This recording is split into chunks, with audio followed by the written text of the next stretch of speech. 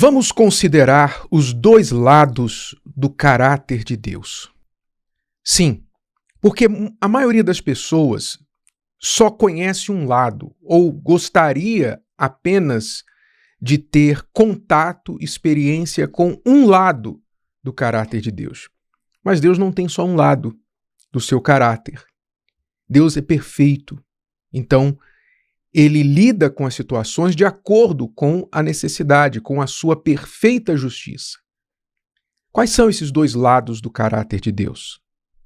Vamos ver aqui. Lá em Romanos, capítulo 11, versículo 22, o Espírito Santo inspira Paulo para falar sobre este caráter. Ele diz assim: considera, pois, a bondade e a severidade de Deus. Preste atenção. Considera, pois, a bondade e a severidade de Deus. Parecem virtudes, qualidades opostas.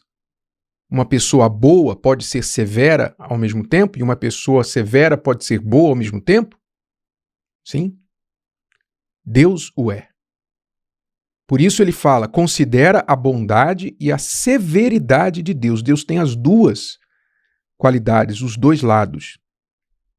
E ele explica, para com os que caíram, severidade. Já vou explicar aqui, esses que caíram. Para com os que caíram, severidade. Mas para contigo, benignidade, se permaneceres na sua benignidade. Se permaneceres na sua benignidade. De outra maneira, também tu serás cortado. Vamos entender aqui o que ele está falando. Ele falava dos dois grupos de pessoas, dos judeus, o povo escolhido, o povo que experimentou a bondade de Deus, a graça de Deus por ter sido escolhido sem mérito algum, o povo judeu, e o povo não judeu, os gentios, que Paulo também dirigia sua palavra, que chegou a eles o evangelho pela benignidade de Deus. Então Paulo falava aqui que para aqueles escolhidos que haviam rejeitado a benignidade, a bondade de Deus, então só lhes restava a severidade. Por quê? Porque eles caíram intencionalmente, propositalmente, elegeram não crer no Filho de Deus, elegeram não crer no Senhor Jesus. Foi-lhes dada a oportunidade, mas eles não quiseram. Então, esta oportunidade foi estendida para os não-judeus, quer dizer, o erro de um foi o acerto de outro. A rejeição de um foi a aceitação de outro. E é assim que Deus trabalha. Deus sempre trabalhou assim. Um não quer, vai para o outro. Esaú não quis a bênção da primogenitura, foi para Jacó. Caim não quis, foi para Abel. Caim era o primogênito, mas ele não quis, foi para Abel. Abel quis. E assim a história se repete por toda a história da humanidade. Uns eram supostos a ser, a ter o privilégio, a aproveitar as oportunidades, mas não quiseram. E outros não eram supostos a ter, mas creram e aproveitaram. Então a benignidade chegou até eles. Então o que Deus fala aqui, através do seu servo, que para os que caíram, severidade, ele quer dizer aquelas pessoas que conscientemente, intencionalmente desprezaram o presente de Deus. Foram mais cheias de si mesmas do que da fé, da humildade. Foram mais cheias da sua própria capacidade. Acreditaram que podiam fazer algo por si só e não com a ajuda de Deus, com a proposta de Deus. Rejeitaram, então caíram. O que resta para essas pessoas? Severidade. Deus tem o seu lado severo. Sim, Deus é bom, misericordioso, compassivo, gracioso. Tudo isso.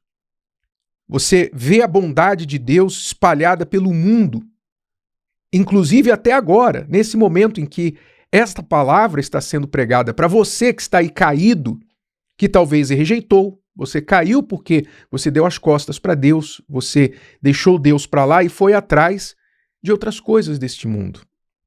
Você foi atrás do seu sucesso, da sua carreira, de um relacionamento, você trocou Jesus por uma pessoa, você trocou Jesus pelos seus prazeres, pela sua vontade.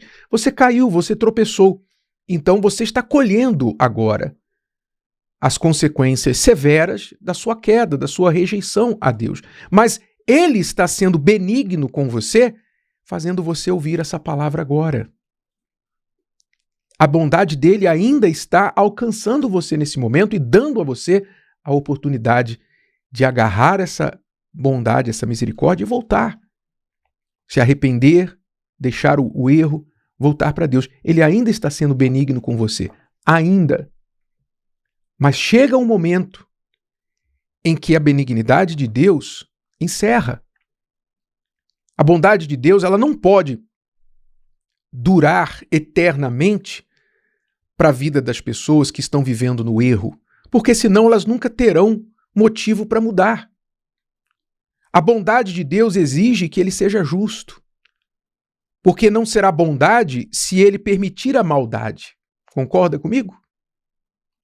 Como Deus pode ser bondoso se ele permite a maldade e o mal, o injusto, sair impune? Não, a bondade de Deus exige que ele seja severo. Por isso os dois lados de Deus. Bondoso, mas severo. Severo, mas bondoso enquanto há tempo de se arrepender. Então, o texto fala: para com os que caíram propositalmente, ignoraram a voz de Deus, para eles severidade. Mas para contigo, ou seja, aqueles gentios, aqueles não judeus, que não eram o povo escolhido, Deus então estendeu a benignidade com uma condição. Ele diz: se permaneceres na sua benignidade. Se permaneceres na sua benignidade. De outra maneira, também tu serás cortado. Está ouvindo você, promotor da graça? Está ouvindo você, promotor do uma vez salvo, salvo para sempre? Você está ouvindo essa palavra? Se permaneceres na sua benignidade. De outra maneira, também tu serás cortado. Ou seja, Deus corta. Deus corta aquele que não quer, aquele que elege não mais viver na obediência à palavra dele. Não é porque Deus é mau, é porque Deus é justo. Deus é justo. Então, eu recebi a bondade, a misericórdia de Deus, o que eu preciso fazer? Eu preciso apreciar, eu preciso ter temor. O mesmo texto, se você ler um pouquinho antes e depois, o mesmo texto diz que quando nós somos alcançados pela misericórdia de Deus, nós devemos não nos orgulharmos disso, mas temer. Temos de ter temor e tremor. Poxa, Deus foi misericordioso comigo. Eu tenho que fazer valer essa graça na minha vida. Eu não posso pisar nessa graça. Eu tenho que fazer valer, porque Ele teve misericórdia de mim.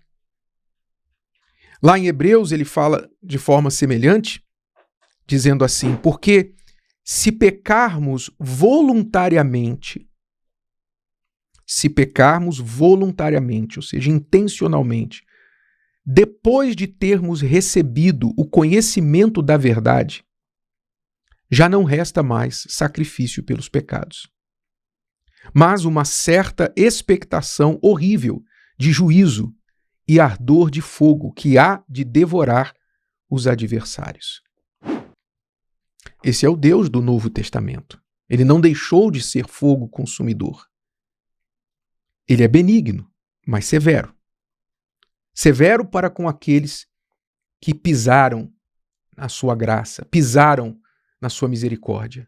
Benigno para com aqueles que erraram, tropeçaram, fizeram horrores, mas pela fé foram humildes, se arrependeram e se entregaram para Deus. Benigno para com eles. E enquanto eles permanecerem nessa benignidade, ele continuará sendo benigno para com eles. O que é que você quer? Qual lado de Deus você quer para a sua vida? Qual lado de Deus? É óbvio que todos querem o lado benigno de Deus, mas para que você tenha o lado benigno de Deus, primeiro você precisa de arrependimento, abandono do pecado, entrega para Ele e permanecer com Ele. Você sempre, então, provará o lado benigno de Deus e nunca provará o lado severo. Mas se você insistir em viver do seu jeito, achar que você não precisa de Deus, não precisa de perdão, que Deus tem obrigação de te salvar porque Jesus já morreu na cruz por você e etc. Se você insiste em viver no erro, no pecado, mesmo tendo conhecimento da verdade, e não se humilha, mas considera Deus já por garantido, a sua salvação por garantida, então, sinto muito em preparar-lhe, mas você vai conhecer o lado severo de Deus. E não diga que você não foi avisado. Se o vídeo de hoje te ajudou, você conhece alguém que vai ser ajudado por essa mensagem, passe adiante. E se você ainda não inscreveu aqui no canal, inscreva-se agora. Até a próxima.